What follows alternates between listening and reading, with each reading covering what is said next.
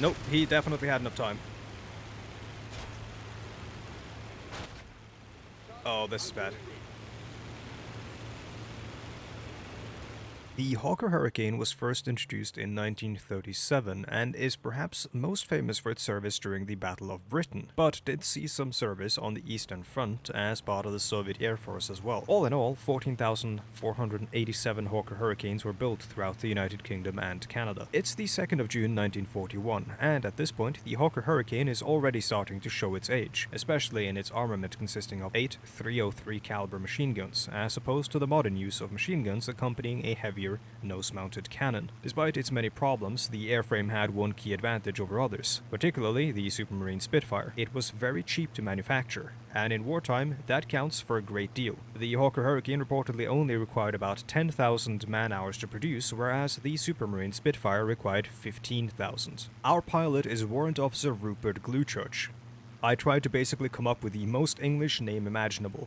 Apologies to the English. This is Permadeath. Our stats, medals, and awards are all tracked. If we die, the series is over. Welcome to the Battle of Normandy. But this is our flight plan. We're taking off at King's North, I guess, which is our home airfield. Then we're flying over towards the Channel, crossing the Channel at, like, along the southern coastline here. We'll get a nice little view of the cliffs of Dover, and we're going over towards Calais, where the game has told us, the campaign generator has told us that we are meant to be doing a combat air patrol over friendly troops in Calais. But we're flying the Hawker Hurricane Mark II, of course. I'm just gonna grab extra ammo. You don't need extra MGs on this thing, because it is already outfitted with 8 machine guns altogether, 4 in each wing. Now, you might think that sounds insane. And it kind of is, but in oh yeah, you can sort of see the pods here where the casings are ejected. But in 1941, this is kind of a silly loadout because the MGs don't really do that much against well, anything except for like lucky hits, I think, maybe on the engine block or the cockpit. For fighters, if you're firing at a bomber or something, you're gonna be having to score those lucky hits on the engines and stuff, or good hits if you're good at gunnery, which I'm not. Up against 109s in a Hawker Hurricane, you kind of have to, from what I can tell, pray. Charlie taking off. Out. They outclimb you. They don't outturn you, I don't think, but there isn't really any, like, I don't find turn fighting in this to at all be very effective. Let's see, let's apply a little bit of left rudder. Got our nav lights on. Let's get on the runway. Slowly push the throttle forwards. Oh yeah, never mind. This one gets pulled to the left. We're flying Soviet fighters and like the Yak and stuff, and they pull to the right. There we go. Already tail wheel up. And the game tells us we've got takeoff speed. I haven't actually... I should probably turn off those things, but I haven't figured out what the takeoff speed and everything is for these planes yet. That was kind of a late takeoff. Wheels up. Charlie 2, now, a thing that I forgot that I probably should have done is these planes, when they take off with their canopy open.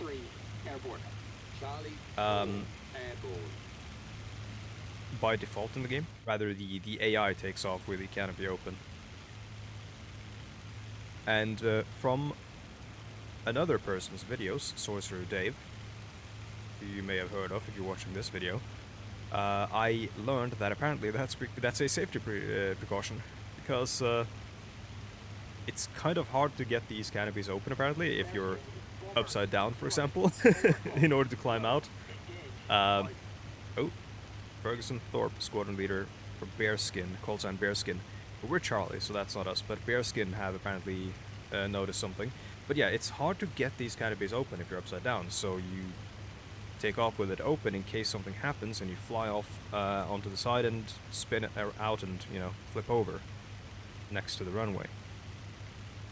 Same thing during a fight, you fight with it open, apparently, which I kinda tend to like anyways, because it means you can sort of listen for people. If someone's on your tail, you can kind of hear it sometimes.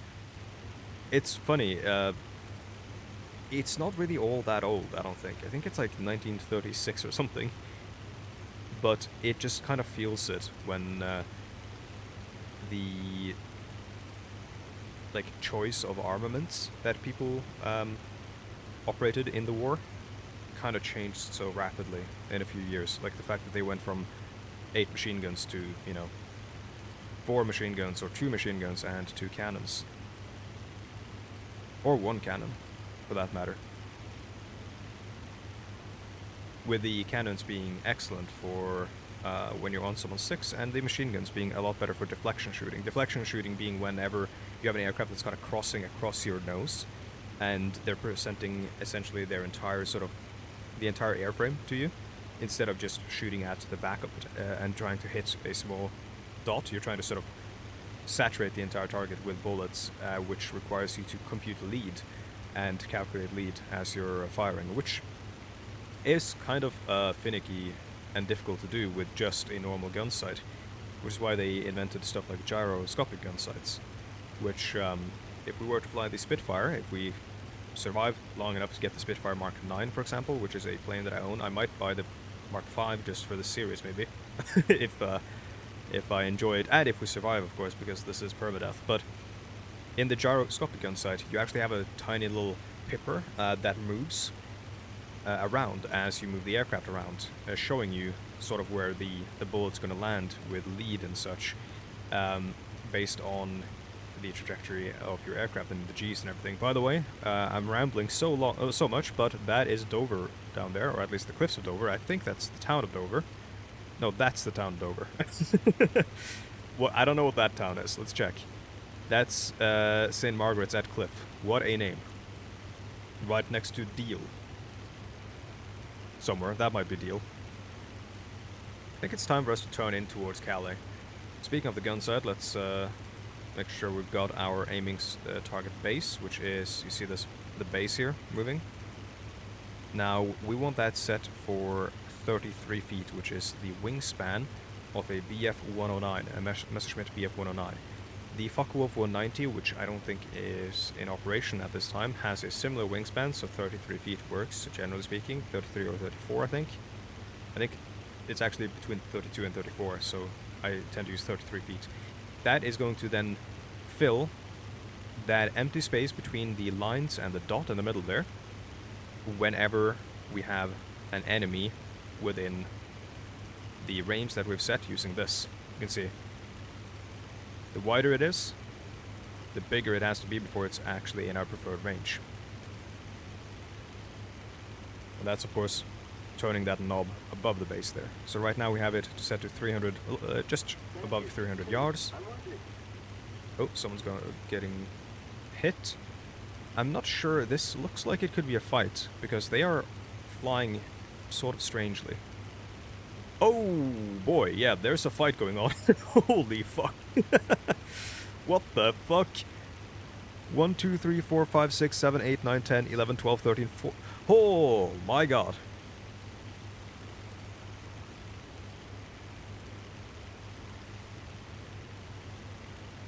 Yeah, so this isn't really a boom and zoom fighter as far as I'm aware, because it's old. But I'm going to climb because I want to have every advantage I can get against the entirety of the fucking Luftwaffe up here in the channel. Anything on the ground there? Nope. They surely must have seen us as well. Like, hiding behind this cloud isn't going to help us. I'm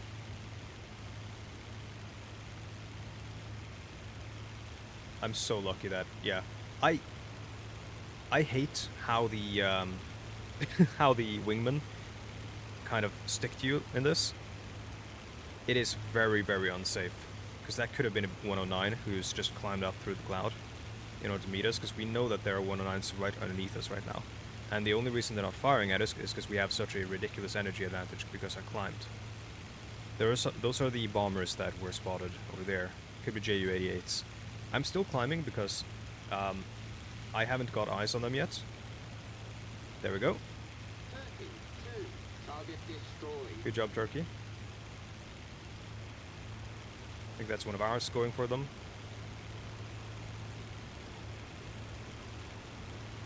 There's a lot going on at this time. I'm not overly eager to get in there until I can safely tell that I've got a... Oh, that is a 109.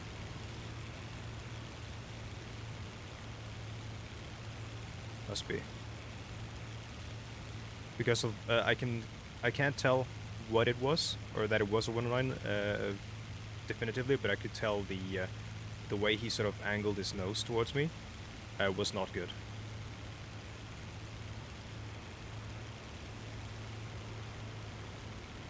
That one right there as well. Requesting landing approach. Over. Destin 2, roger. Charlie, search for enemy aircraft. Free to engage. Out.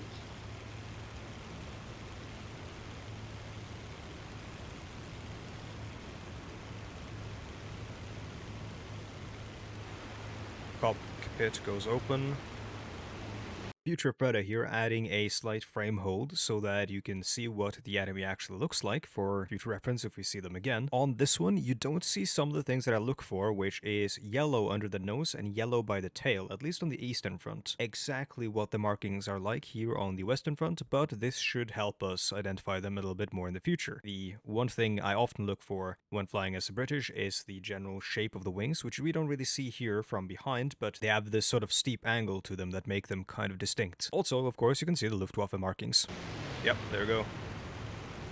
Them's the markings.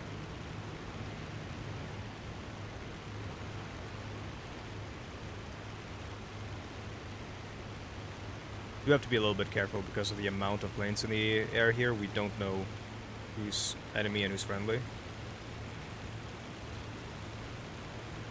Unless we can, like, look at them like that, I mean. Ooh, that was lucky.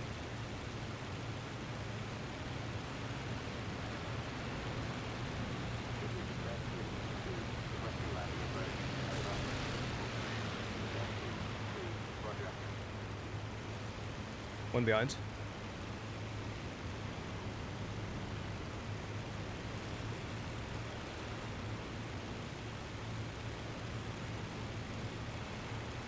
That's one of ours dead.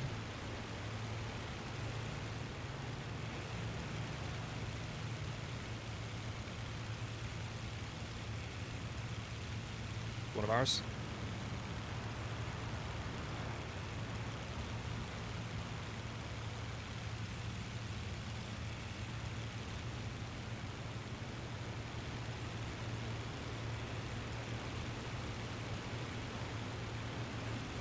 Is enemy behind?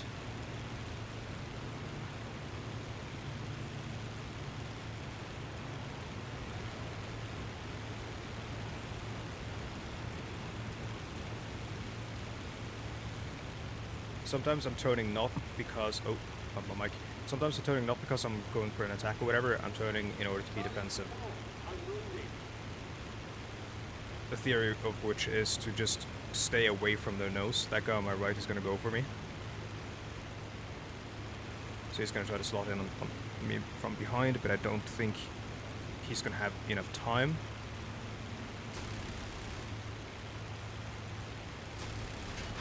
Nope, he definitely had enough time. Oh, this is bad.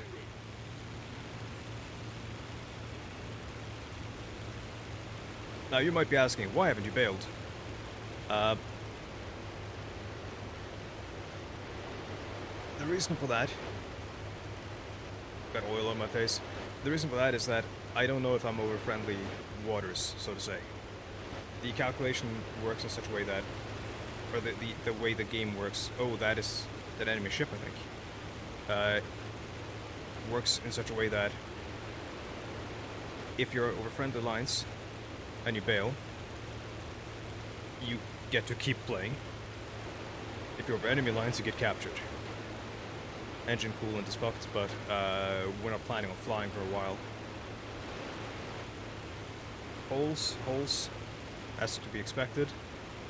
Don't see anyone behind us. So we may have actually made it out of there in one piece. Hopefully the audio balance is correct here. Because I've been doing a lot of talking.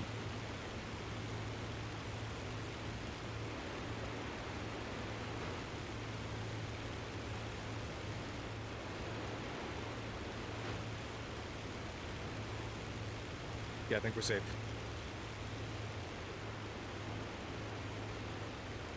I did say I'm not landing, but I think, let's have a look. Oh boy. Okay, never mind. Gallons per fuel, so that's not bad. Oil temperature, not looking bad. Plane is acting very strangely. I don't know if that's friendly or enemy above me, behind me there. It really could be anything.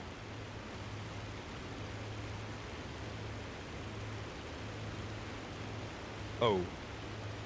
Did I lose my tail?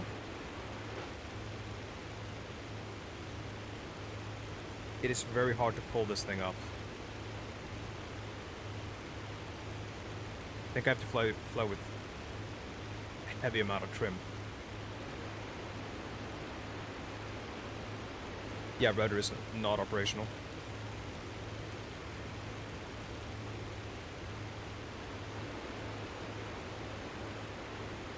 Not at all responding. And we got ailerons, but I don't think our elevators are working. I don't think we have elevators anymore. That's what I'm trying to say. Let's cheat a little bit. Oh yeah, look at the rudder, it's barely moving. And yeah, elevator control is gone. It's fine, I already knew that. I could tell. So luckily we are home. The question is, can we land this thing? I don't know if that is even a good idea. The engine isn't going to blow up, but I think going down to speed and trying to land this is a bit too dangerous. Down to landing speed, I mean. Like slowing down to like 100 miles per hour or whatever the landing speed is, might even be lower than that, probably isn't, is probably not going to be survivable, because any sort of misstep during that landing is going to be unrecoverable, I think, without any sort of control of our tail. Like I can do this sort of stuff. Yeah, look, how am I, like, I can't pull up here at all. I have to use trim.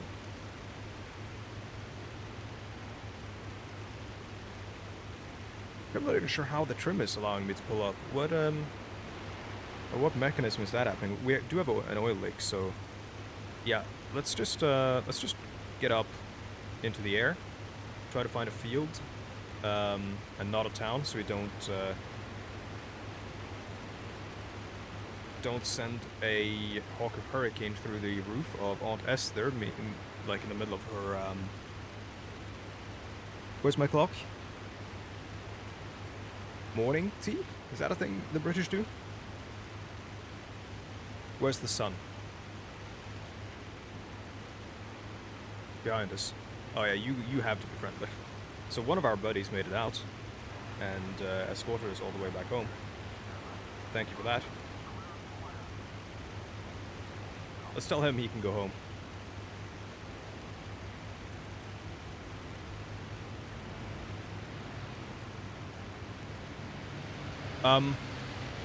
Oh. Okay. that isn't friendly. That was yellow.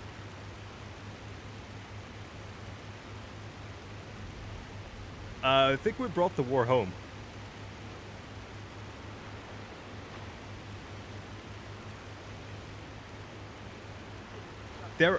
I think I witnessed 2 of my wingmen die, and there are way too many planes here for... I left with 3 wingmen. I've returned home with 4. And I know that I lost 2. Oh, I'm getting shot. I heard the tuk there, so I immediately bailed. I was trying to get altitude, just in case I couldn't get out. I didn't know how wounded I was. But in this game, you kind of have to help your pilot a little bit in terms of bailing, if they're wounded or if the plane is messed up. Which is why I kept the cockpit open, and I turned over to make it easier to get out. And there he is, making probably a little victory run while getting shot at by flak. Please, guys on the ground, put this German down.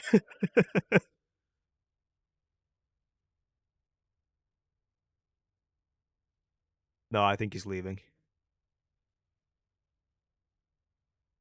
Those motherfuckers chased me all the way to England. Well, this is an explosive start to a series. There's my hurricane.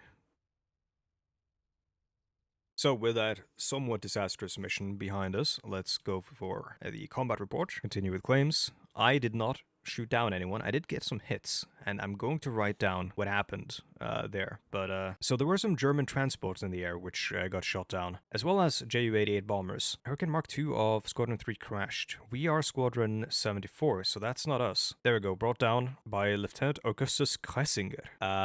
He was flying a 109 F2, Lieutenant Volker Vischer. So we got 2 shot down there already. Heinkel 111. There were a lot of German heavy planes in the air. 74, Hauptmann Augustus Ulrich. So all 3 of my wingmen got shot down. And then Gluechurch. Yeah, so one of my wingmen actually got shot down over England. And so did I, of course. On transit of the channel, spotted German twin-engine planes as well as fighters. Upon engaging, half the wing was wiped out. Scored a few lucky hits on the wing fuselage of a Bf-109F2 in the initial engagement. Only a fuel leak. Got hit on the second pass, lost all elevator control and rudder input, limped back to Dover with 3 Germans in tow, bailed in a field. Apologies to whoever's potatoes I ruined. We regret to inform Command that Platoon Officer Todd Hayton has been killed in action, and I have been wounded. Oh, and this is actually the Dunkirk evacuation, I'm assuming then. So Dunkirk has been evacuated then, I'm guessing. Let's see how long we are wounded for. We are wounded for 15 days, so we're gonna take those 15 days of leave and return in episode 2, I suppose, whenever the leave is over. Well, see you in the next one, and hopefully I'll get a kill that time.